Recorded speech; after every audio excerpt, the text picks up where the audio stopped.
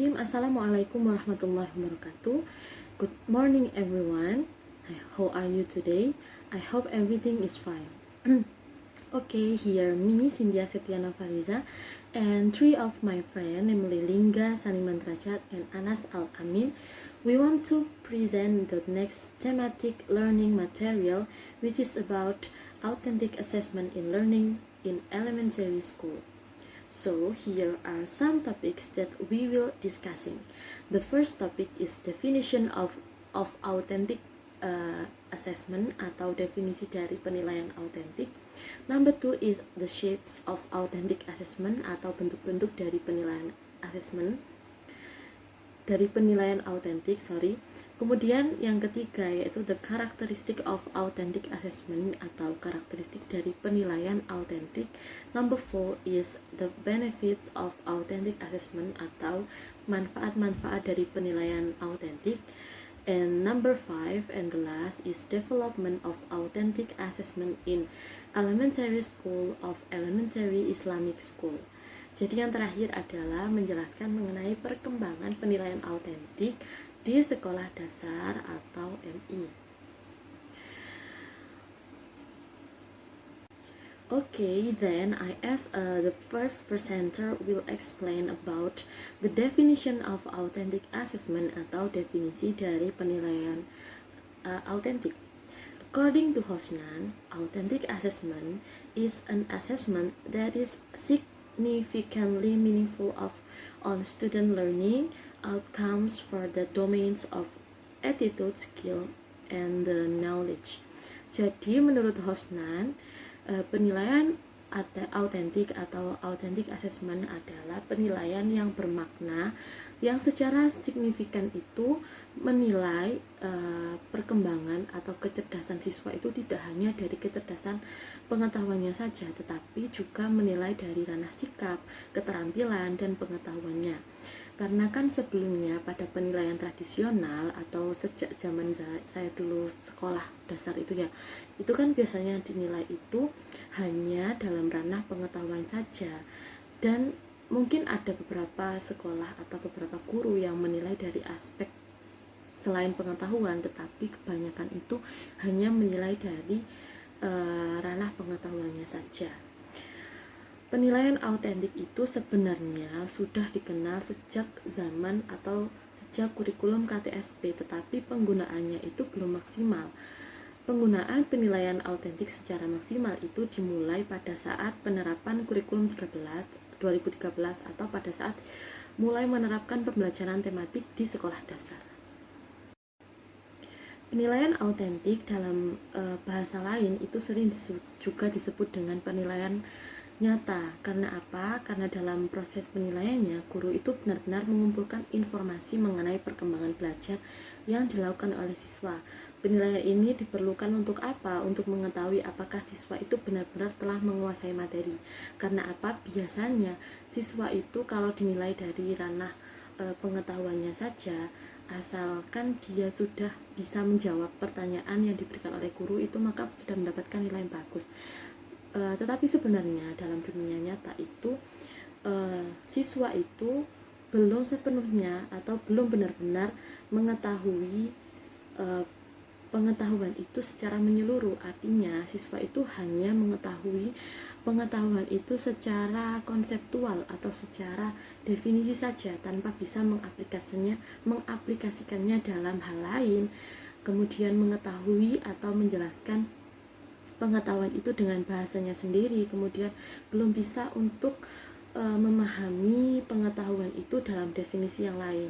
Karena kan terkadang dari buku satu dan buku lain atau dari guru satu dan guru lain itu kan bisa saja menjelaskan pengetahuan itu dengan bahasa yang lain. Nah, di sini siswa itu diharapkan telah benar-benar menguasai materi yang tidak hanya terpaku pada satu pemahaman atau satu definisi saja.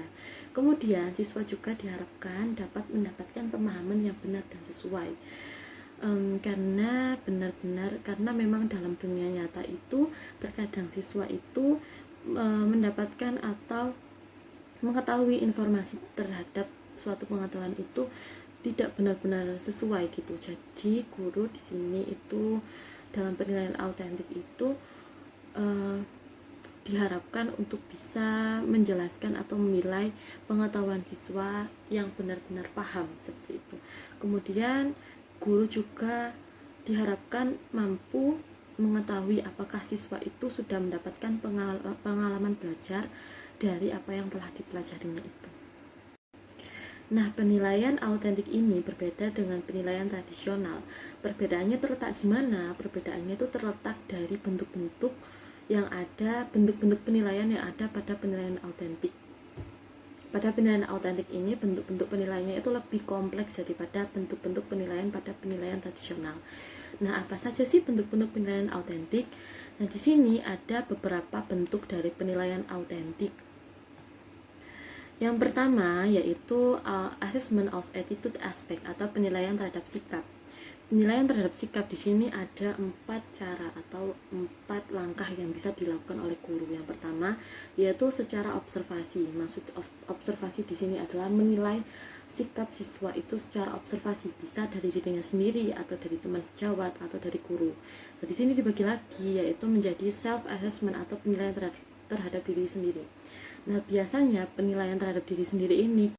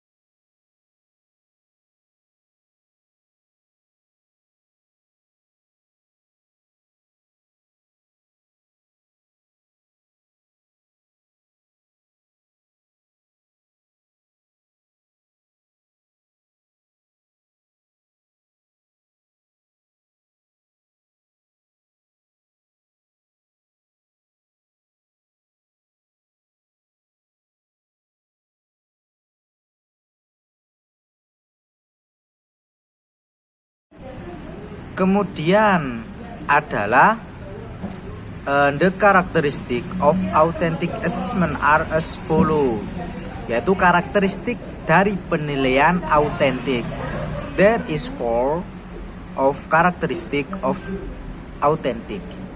Yang pertama adalah it can be used formatively or summatively, yaitu yang pertama adalah bisa digunakan untuk formatif maupun sumatif, dalam artian bahwa penilaian autentik dapat dilakukan untuk mengukur pencapaian kompetensi terhadap satu atau beberapa kompetensi dasar maupun kompetensi standar atau kompetensi inti dalam satu semester. Kemudian yang kedua adalah it can measure skills and performance not remembering facts, yaitu mengukur keterampilan dan performansi bukan mengingat fakta. Artinya adalah bahwa penilaian autentik itu ditujukan untuk mengukur pencapaian kompetensi yang menekankan aspek keterampilan atau skill dan kinerja dalam kurung performance. Kemudian bukan hanya untuk mengukur kompetensi yang sifatnya mengingat fakta atau hafalan dan ingatan, seperti itu. Kemudian yang ketiga, it is continuous and integrate, yaitu berkesinambungan atau terintegrasi. Artinya dalam melakukan penelitian autentik harus secara berkesinambungan dan merupakan satu kesatuan secara utuh sebagai alat untuk mengumpulkan informasi terhadap pencapaian kompetensi peserta didik. Kemudian yang terakhir adalah it can be used as feedback. Artinya dapat digunakan sebagai feedback, yaitu penilaian autentik yang dilakukan oleh guru dapat digunakan sebagai umpan balik dalam siswa menghadapi atau melakukan pencapaian kompetensi secara komprehensif, seperti itu.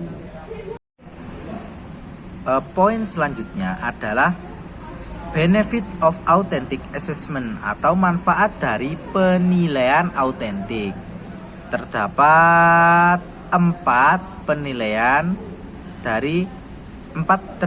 manfaat dari penilaian autentik. Yang pertama adalah penggunaan penilaian autentik memungkinkan dilakukannya pengukuran secara langsung terhadap kinerja pembelajar sebagai indikator capaian kompetensi yang diajarkan. Penilaian ini hanya mengukur capaian pengetahuan yang telah dikuasai pembelajar, hanya bersifat tidak langsung. Tetapi penilaian autentik menuntut pembelajar untuk berunjuk kerja dalam situasi yang konkret dan sekaligus bermakna. Kemudian poin yang kedua adalah sebagai penilaian autentik memberi kesempatan pembelajar untuk mengkonstruksikan hasil belajarnya. Maksudnya adalah penilaian harus tidak sekedar meminta pembelajar mengulang-ulang apa yang telah dipelajari, karena hal demikian hanyalah melatih mereka untuk menghafal dan mengingat saja. Nah, poin yang ketiga adalah penilaian autentik memungkinkan terintegrasikannya kegiatan pengajaran belajar dan penilaian menjadi satu paket kegiatan yang terpadu. Contohnya ketika guru mengajarkan suatu topik dan pembelajaran aktif mempelajari, penilaiannya bukan semata berupa tagihan terhadap penguasaan topik itu, melainkan pembelajar juga diminta untuk berunjuk kerja mempraktikannya dalam sebuah situasi konkret yang sengaja diciptakan. Nah, poin yang terakhir dari manfaat penilaian autentik adalah memberi kesempatan pembelajar untuk menampilkan hasil belajarnya untuk kerjanya dengan cara yang dianggap paling baik. Model ini memungkinkan pembelajar memilih sendiri cara, bentuk, atau tampilan yang menurutnya paling efektif. Kemudian hal ini membuat pembelajaran atau pembelajar mengusung unsur kreatif atau kemampuan berkreasi dalam setiap pembelajaran. Selanjutnya yaitu adalah Principle of Authentic Assessment in Learning. Yang pertama yaitu adalah the assessment aim to improve the quality in learning and teaching. Jadi, asesmen itu bertujuan untuk meningkatkan belajar dan pengajaran guru. Di mana di sini guru dapat melihat seberapa besar tingkat pesatnya seorang siswa atau seberapa paham siswa tersebut terhadap materi di pembelajaran tersebut melewati asesmen, dan di situ pula guru itu mengevaluasi apakah pembelajarannya sudah cocok atau belum. Dan yang kedua yaitu adalah the assessment method must be designed in such a way as to measure student ability. Nah, yang kedua ini di mana sebuah metode pembelajaran itu sebuah asesmen itu harus dimodifikasi sesuai dengan tumbuh kembang siswa itu sendiri, di mana seorang siswa itu harus ditunjukkan untuk mendemonstrasikan apa yang diketahui, bukan apa yang tidak diketahui. Jadi asesmen tersebut misalnya diberikan tanggapan apakah ada alasan kenapa siswa itu menjawab hal tersebut atau yang lainnya. Nah, itu adalah salah satu bagaimana siswa itu agar speak up atau mendemonstrasikan apa yang diketahui mengenai pembelajaran tersebut. Dan yang ketiga yaitu adalah assessment should be optional to achieve learning objectives.